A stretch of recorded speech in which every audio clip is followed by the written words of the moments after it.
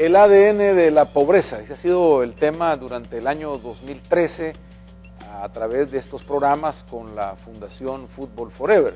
Por supuesto, en 2014 ya estamos listos para retomar este tema, que es un tema más allá de simplemente una conversación, ya lo estamos haciendo casi de forma regular en comprender el tema de la pobreza, cómo se reproduce, por qué es que se mantiene en El Salvador y cómo podemos transformarla. El enfoque de la Fundación Football Forever, que está dando importantes resultados en mostrarnos más allá de la pobreza solo en la carencia de recursos financieros, sino realmente en una diferencia para apreciarla, verla y de otra forma combatirla. Está con nosotros Alejandro Gutman, presidente de la Fundación Football Forever, que pues nos sigue dando esa posibilidad de conocer de otra forma la pobreza, el ADN y lo que no hemos hecho bien como ciudadanos o como salvadoreños para entenderla. Gracias, Alejandro, por acompañarnos nuevamente. Bienvenido. Hola, Rafa. Yo muy agradecido. Yo creo que usted es sinceramente un pionero en el tratamiento de esta temática. No, para nada, ¿qué va? Aquí solo estamos dándole el espacio. Pero usted sabe que yo cuando me levante, tan temprano como se levanta usted y tanta gente que va a trabajar y que comienza sus actividades, yo no soy de dar medallas ni de dar cosas, pero no creo mucho en esas cosas, pero sí el agradecimiento por tratar esta temática, porque fíjese que no hacemos ningún tipo no tiramos ningún tipo de propaganda ni de promoción hacia ninguna otra cosa que no tenga que ver con esta temática. Entonces, para mí el reconocimiento hacia usted, que permite que todos estos temas sean analizados en un ámbito de una hora en un programa tan visto, en horario central matinal, hablar de esta temática no es fácil, y usted es realmente un pionero, lo ha sido, le ha dado constancia, no es que es un tema que, bueno, una vez hablamos de esto, invitamos a alguien y se acabó, sino que le ha dado continuidad, y es lo que necesita justamente nuestra cultura hoy día, nuestra cultura que es tan cruel, que en alguna medida nos avergüenza por seguir tratando esta temática de la pobreza del modo tan despreocupado en que lo tratamos como sociedad en toda Latinoamérica y en específico en este caso hablando de El Salvador. Así que no hay medalla, pero hay algo que es más importante, que es mi reconocimiento y el respeto personal, porque ojalá que haya mucha más gente que entienda que si esto no se amplía, no se profundiza, no se reflexiona, y a partir de allí se participa y se organizan, no va a haber ningún tipo de cambios profundos como para salir de la pobreza. Todo lo demás es un poco una solución coyuntural que puede responder a ciertos intereses muchas veces, algunos nobles, otros no tan nobles, pero que no alcanzan a dimensionar esta temática. Y quizás, Alejandro, vale la pena entrar por ahí, porque las cifras y la realidad del momento nos dice que seguimos repitiendo el ciclo, ¿no? Las cifras, bueno, Fusades hablaba en el informe de coyuntura que la pobreza no se ha reducido, en términos generales, al contrario, sigue aumentando, los empleos no son suficientes, etcétera, las condiciones del empleo mismo, y por otro lado, lo que nos sigue ofreciendo el tema de la campaña electoral es reducir la pobreza y hacer cosas por la pobreza, pero prácticamente más, incluso el gasto público invertido al 100% en pobres, se supone que en eso estamos ahora, tampoco, es decir, nos hemos acabado toda la plata y la pobreza sigue estando ahí. Usted me da un pie excepcional. Voy a aprovechar antes y voy a recordar ya, menos mal que me hace esta pregunta porque me da pie para cumplir con una promesa. Usted no recordará, pero en el último viaje yo le dije, le voy a traer un libro. No sé si recordará. Sí, cómo no. Bueno, se lo traje, pero ya me estaba olvidando y ya me lo iba a llevar de vuelta. Bueno, y ese libro justamente trata de, se llama, está escrito por Joseph Stiglitz, que es un premio Nobel de Economía. Y hablan sobre toda esta cuestión. Resulta que que un presidente francés, hace no mucho tiempo, pidió a un grupo de premios Nobel tratar todo este tema de la pobreza y de la felicidad y de las necesidades y de cómo se mide, y de cómo se medía y de qué manera... Bueno, resulta que hicieron todo un trabajo muy interesante y que habla justamente de toda esta, de la numerología que se realiza y que en la mayoría de los casos responde muy mal a las realidades que está tratando de representar. Esto nosotros, eso primero para que me recuerde lo del libro, en la pausa se lo entrego para que, y espero que lo lea, yo sé que lo va a leer porque le va a resultar muy interesante y va a poder usted desde su lugar ser cauto cuando hablan de los números, porque a todos nos encanta enseguida conceptualizar, redondear, no me saques, encerrame acá, yo entiendo fácil, no quiero más, 43%, 25%, ahora, hablan de la pobreza como se habla desde hace, pero no le digo cientos de años, pero sí muchísimas décadas, en función del entendimiento que han realizado los economistas. Y luego los encargados del marketing, porque ya se meten los políticos, los comunicadores que estudian para vender en lugar de para comunicar. Y entonces disminuyen todo el contenido importante que tiene la pobreza y le adjudican, por ejemplo, la pobreza es aquel que vive con menos de $1 diario, en algunos dicen de $2 diarios, aplicando cuestiones que tienen más que ver con países africanos que latinoamericanos, otros dicen aquellos que no alcanzan para cubrir las necesidades de la canasta básica familiar, se utiliza mucho en Latinoamérica, y la pobreza es muchísimo más que eso, incluso desde el punto de vista económico. Y entonces cuando dicen, bueno, no alcanza para cubrir todas las necesidades de los productos, entonces ya es extrema pobreza, es una barbaridad que nosotros a esta altura de los acontecimientos sigamos pensando en la pobreza en esos términos.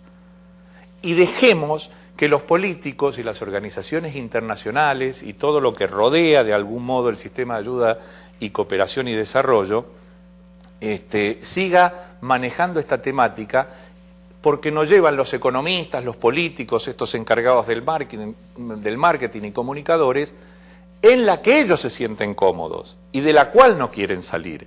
Entonces, cuando quieren, utilizan este tipo de cosas para facilitarnos la comprensión a nosotros, porque dicen, de alguna manera hay que medir. Por eso le traje este libro, que los mismos premios Nobel están diciendo, atención con estas cosas que dicen, porque en la mayoría de los casos está muy mal. Se sigue utilizando el PIB, el Producto Interno Bruto, como medida para medir, cuando, sumando a lo que le venía diciendo, está la famosa figura del derrame, ¿no es cierto? Vio esas copas de champán, imagínense que uno construye como un triángulo con esas copas de champán, entonces tiran el champán y va cayendo, acá están los pobres, por supuesto, siempre abajo, y entonces si hay abundancia, llegará. Mentira, mentira, no necesariamente, ni mucho menos. Entonces, seguimos basándonos en conceptos livianos, poco profundos, sin demasiado sentido, sin demasiado significado, pero que no son de fácil comprensión. Y nuestra cultura y nosotros estamos tan imbuidos en esa manera de concebir que nos resulta fácil y hasta agradable y no nos compromete hacia algo más relacionado con la realidad. Entonces seguimos viviendo en dos mundos completamente alejados de la realidad. Cuando se habla de ese sistema de ayuda, en donde incluyo a las políticas sociales de uno u otro gobierno, acá va más allá. Desgraciadamente no hay uno que sí haga algo profundo y otro no. No, es parejito en toda Latinoamérica y en El Salvador no es la excepción ni mucho menos. Y se hablan de los programas sociales, pero señores, hace décadas y décadas y décadas que las comunidades siguen viviendo exactamente igual. Pero por el amor de Dios, caminemos en serio. Por eso digo que en estos ámbitos poder hablar y desarrollar la temática es mucho más importante que poder hacer la nota a alguien esperando en la cola que le entreguen algo para seguir más de lo mismo. Ahora, ¿por dónde viene un poco entonces la situación, Alejandro? Porque la gente misma sigue como, no sé, puede ser muy fuerte la palabra, pero una especie de masoquismo en esto, ¿no? Porque quiere salir de la pobreza, pero ¿a quién le corresponde o cómo corresponde a sí mismo ayudarse a salir o esperar que alguien lo saque de la pobreza? Bueno, podemos ir a casi lo esencial, casi lo esencial.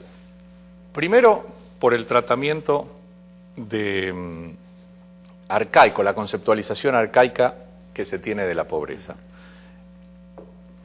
En lugar de reducirla a esos conceptos que estábamos mencionando y de decir, ah, qué bien, porque como la educación formal, la pleitesía, los poderosos, dicen, usted es pobre y usted no, porque usted gana.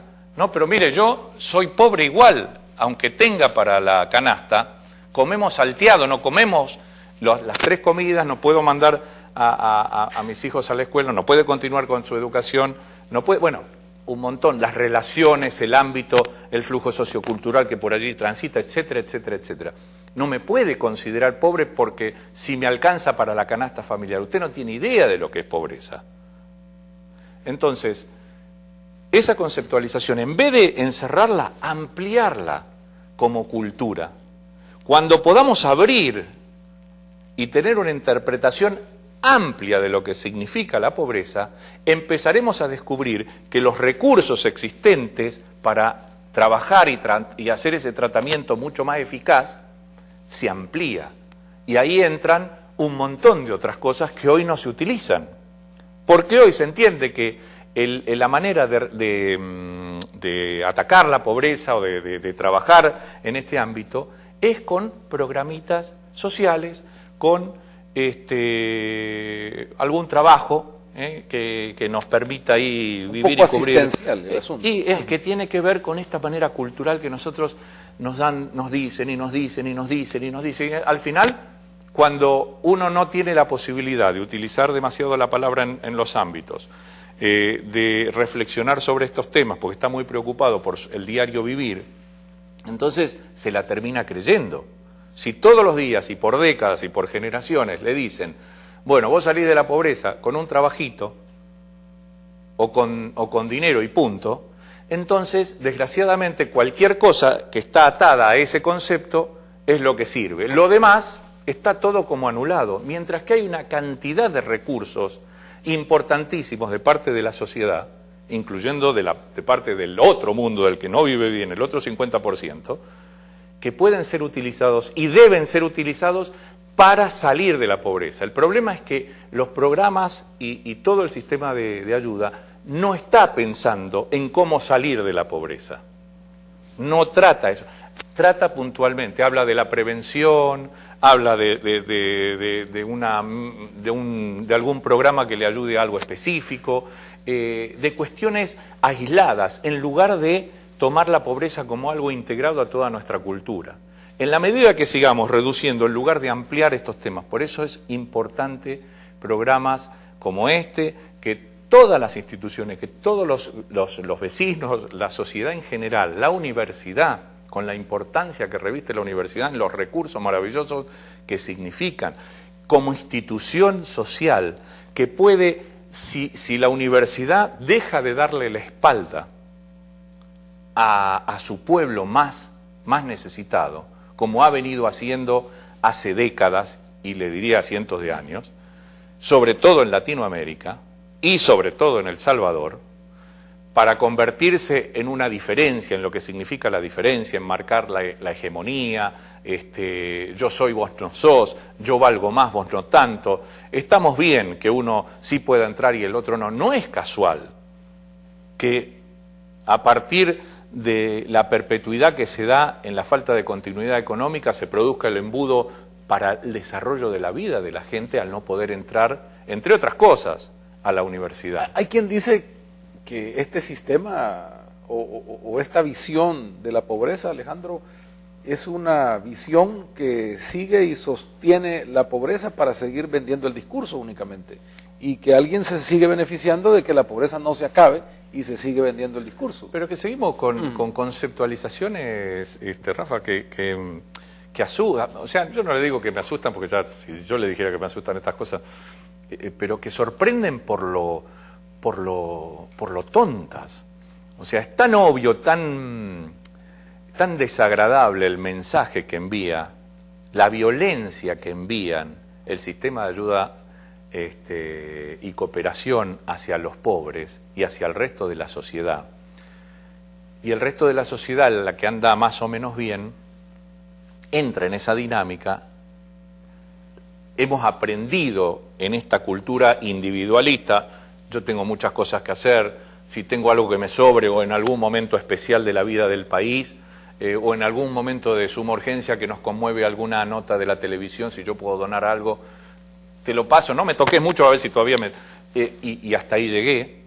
Entonces, hemos aprendido que, por ejemplo, la solidaridad, a reducir todo. Entonces, la solidaridad es la manera de ayuda y de ayudar para que la gente salga de la pobreza. ¿Qué más puedo hacer yo?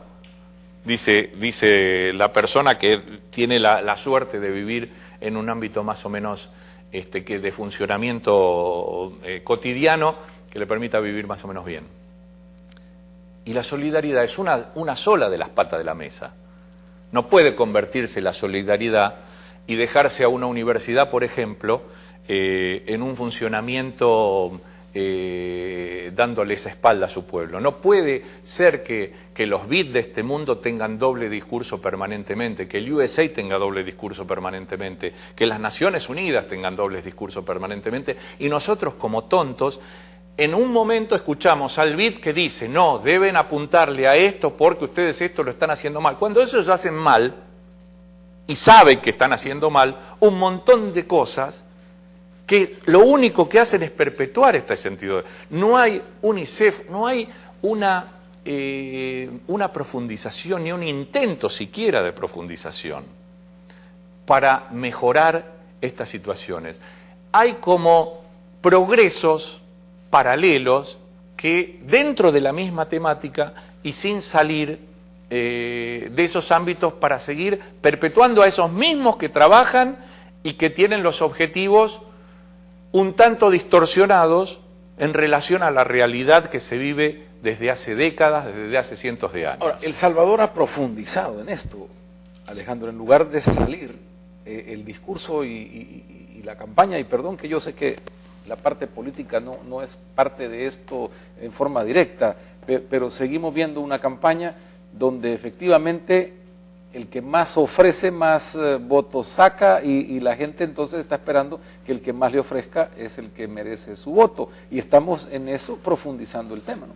No hay un proyecto en años que uno vea responde al desarrollo, que apunte a la salida real de la pobreza.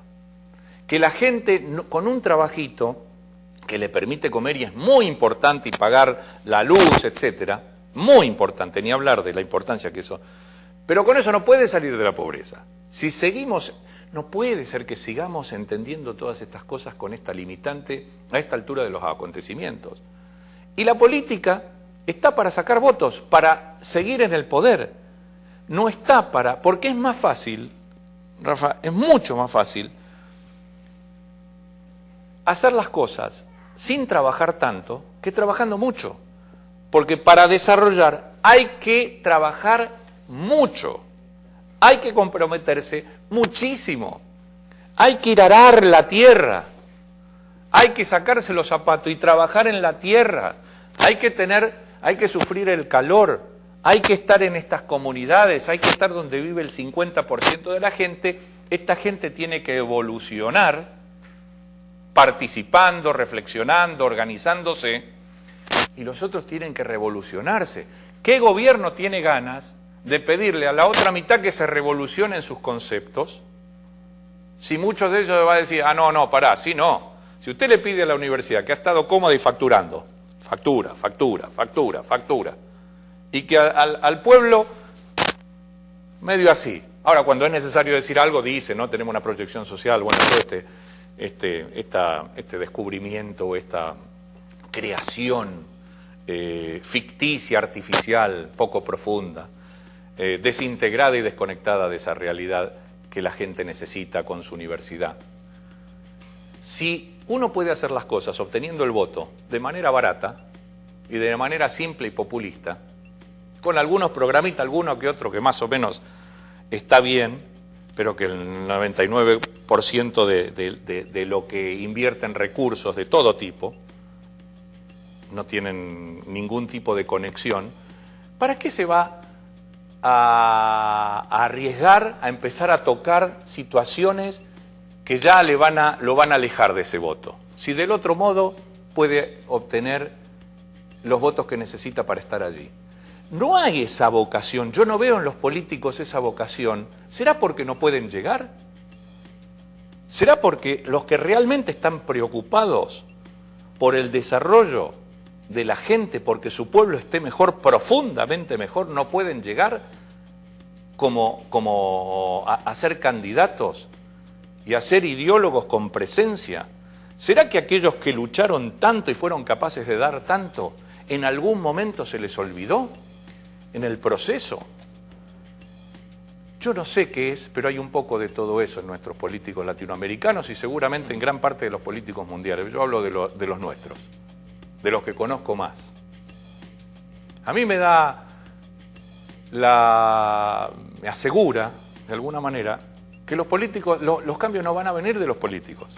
Estoy seguro que los cambios no van a venir de los políticos, por lo menos en primera instancia, que sí van a tener que reforzar a aquellos que estén en el poder y los otros que estén en la oposición, que responder ante el accionar del resto de la sociedad. Es la sociedad y sus instituciones la que debe promover ese cambio. No espero que ese cambio llegue en primera instancia de los políticos, ni tampoco de esas organizaciones internacionales, ni de esas instituciones que están para perpetuarse y para continuar más de lo mismo con algunos cambios cosméticos. Así que yo espero que tanto de un lado de la sociedad, la que vive bien y la que vive mal, y esas instituciones intermedias, empresas, por ejemplo, participando e involucrándose también con esta dinámica de la educación. ¿Por qué la empresa está desacomodada, está alejada de lo que tiene que ver con la educación? Uno me podrá decir, ¿por qué no es el fin, el objetivo más importante? Bueno, tal vez, ¿cómo no? ¿No podemos incorporar culturalmente, ampliar ese conocimiento? No se necesita a lo mejor un cambio económico. No se preocupe, señor, señora, que usted que es dueño de una empresa, a lo mejor hacer un gran gasto para involucrarse en la educación de aquellos que menos posibilidades tienen. Ni le cuento lo que significa los profesionales, los profesores, los alumnos. Mire, las instituciones ven la sociedad ve a la universidad como una institución magnífica. Es casi de las pocas, o quizá la única, que reviste todavía un respeto en la sociedad, en gran parte de la sociedad. Porque gran parte de la sociedad no sabe ni lo que es la universidad, no sabe ni dónde queda la universidad. Tiene una remota idea, pero la universidad como institución todavía goza en Latinoamérica de una muy buena reputación. Si la universidad como recurso deja su actitud pero tan soberbia, tan difícil de entender a esta altura de los acontecimientos, es muy probable que si logra involucrarse e integrarse con el resto de la sociedad, las otras instituciones, las otras instituciones van a poder encontrar una motivación similar. Tenemos que hacer una pausa, Alejandro, pero me gustaría al volver que me platicara un poco de esta visita del enviado papal a revisar el concepto o a ver el concepto de Fútbol Forever, porque esto que estamos platicando es una realidad donde ustedes trabajan, ¿no? Ese es el objetivo. Y que haya empezado este enviado papal a visualizar eso, creo que es parte de lo que está platicando. Entonces, que nos amplíe un poco más y también qué tanto hemos avanzado de todo lo que hemos hablado hasta ahora realmente en El Salvador, si ya se está sumando a estos conceptos esa universidad.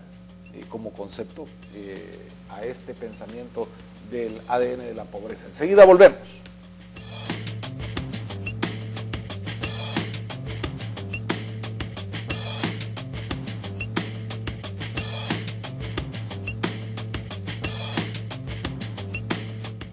Alejandro Gutman, presidente de Fútbol Forever, nuestro invitado esta mañana. Estamos ya en este año 2014 retomando nuestras conversaciones sobre el tema de la pobreza. Alejandro, pues muy buena noticia ver hoy en el periódico el hecho del representante papal, enviado papal, a observar todos estos conceptos que Fútbol Forever está practicando en El Salvador.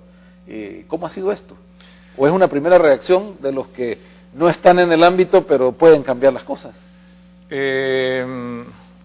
no sé, a veces se ordenan, yo utilizo un poco como manera de vida, a mí me ha pasado en lo personal y un poco me guío un poco por esas cosas. Yo digo, de tarde o temprano, cuando uno es constante y es luchador, el rompecabezas se termina armando. Muchas veces en la vida a uno le parece que no, y que llueve, y llueve, y llueve, y llueve, y llueve, y llueve, y llueve, y llueve, y llueve, y nunca se corta eso. En mi caso, cuando a uno le parece que no hay soluciones, y que es muy difícil luchar contra el sistema, contra una cultura, y no apoyado, pues yo no tengo ningún vestido, ninguna ropa que diga yo soy de la iglesia, o me apoya la iglesia, o me apoya una organización internacional, o me apoya un partido político, me apoya, qué sé yo, nadie. Digamos, no cuento con esa, digamos, con lo que es tradicional y que a uno lo empujaría muchísimo más para hacer más fácil el mensaje y la implementación del mismo. Y las cosas se empezaron a ordenar un poco, o se siguen ordenando, porque acá hay mucha gente que también ayuda a ordenar, algunas instituciones que también ayudan a ordenar, y en una de estas conversaciones alguien habló con alguien y un poco... no sé, como un poco de vergüenza, pero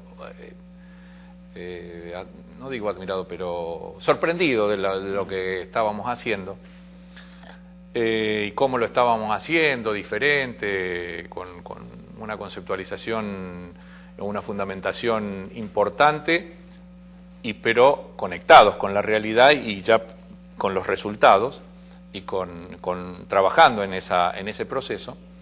No desconectado, digamos, el hacer un libro y lo que debería hacer, sino conectando estos dos aspectos que son fundamentales para llegar a buen puerto. Y llegué a José María del Corral, que es el representante papal en este proyecto educativo que se llama Escolas Ocurrentes. Es el proyecto educativo que tiene el Papa, y este hombre, que es un teólogo, es pedagogo, un hombre muy interesante, muy capaz, muy sensible, decidió venirse a El Salvador, conocer profundamente lo que estamos haciendo, y bueno, vamos a ver qué resulta. Él está llegando hoy al país, y después iremos, apenas llega, se baja del avión después de un largo viaje, y estaremos yendo a la Universidad Pedagógica a las 3 de la tarde. Después iremos a ver un curso de capacitación que estamos haciendo con los muchachos, y después iremos a hablar con los chicos que están participando del proceso formativo y que están en la universidad ya, en distintas universidades. Están en la Pedagógica, están en la Matías, están en la Mónica Herrera y están en el ITCA. Y los nuevos que están entrando este año a ese proceso formativo, de que ellos necesitan realizar 11 actividades para luego tener la posibilidad de tener esa continuidad académica, ¿no? Entonces, está interesado, quiere ver en estos 4 días lo novedoso, lo distinto, a ver si esa conversación que tuvimos y esa buena química que hubo y lo que significa también con ese mensaje del Papa, que es un Papa tan valiente, tan inteligente, tan cercano a su gente, como quizás pocos, ¿no? De lo que yo... Ahora, pero esto podría realmente cambiar la perspectiva y la dimensión de cómo hacer las cosas para El Salvador. Es decir, alguien como el Papa, fijándose en este proceso, validándolo, primero Dios que así sea, podría hacer entonces el impacto que se está buscando en esto de comprender la pobreza en un país como El Salvador, que parece que al final nadie la entiende porque no ha visto esto. Bueno, hay algunos que la entienden, usted es uno de ellos. La pedagógica la entiende, hay otras universidades que la entienden, hay muchos alumnos que van de voluntarios y la entienden, hay algunos profesores que la entienden, hay algunas empresas como el Hotel Marriott, la KL, que participan de las actividades que la entienden. Hay mucha gente que la entiende, hay mucha gente que no sabe muy bien cómo involucrarse, pero que va empezando a entender. Yo creo que el Papa hoy día es la figura más representativa, que más influencia tiene en el mundo. Y se los dice alguien que no es religioso, o sea, y que conoce muy poco de religión. Sinceramente, yo soy un verdadero ignorante de la religión. No decir otra cosa sería un engaño, una mentira. Pero que ha conmocionado a aquellos que son religiosos y no religiosos este Papa es indudable. El mundo entero habla de este Papa, por lo cercano, por lo preocupado, por la valentía de defender y de tratar de cambiar las cosas. Entonces, ojalá, Dios quiera, que algo de lo que hacemos interese,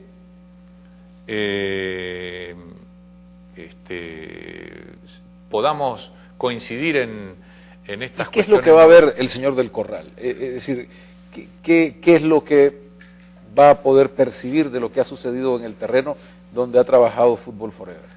Y yo creo que nuestra intención es que pueda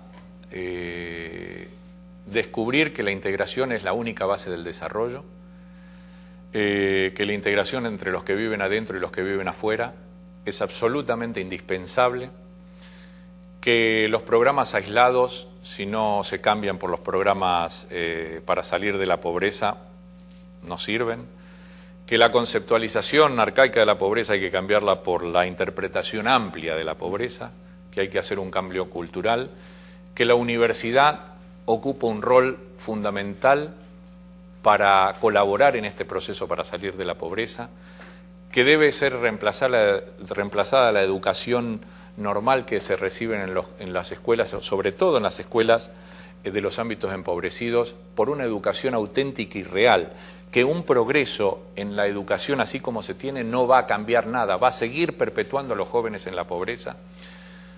O sea, va a encontrar que la prevención está absolutamente desactualizada como conceptualización para modificar cuestiones de pobreza.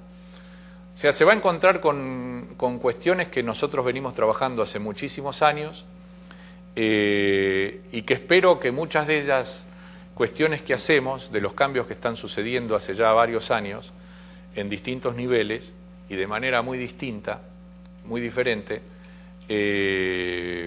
lo interesen para que el Papa de alguna manera considere que hay también una serie de posibilidades de cambio en Centroamérica, en Latinoamérica, que son un poco diferentes. Ahora, ni un Papa como este, que es tan extraordinario,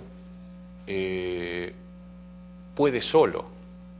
Si El Salvador, los salvadoreños, los latinoamericanos, no internalizamos parte de eso real y le damos una continuidad, no hay posibilidad. Esto yo ya lo digo hace muchos años, sin saber que algún día iba a venir un representante papal.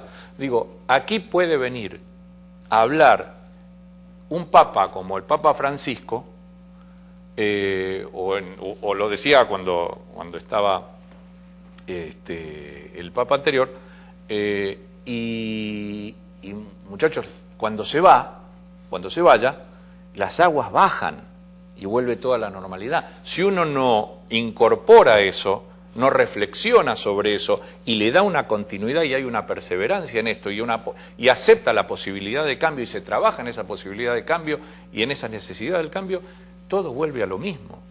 Quedó en algo, en una anécdota, se convierte en algo anecdótico, que ayuda en el diario vivir, pero no es lo que se quiere realmente, no significa ese impacto de cambio, esa posibilidad de salida de la pobreza.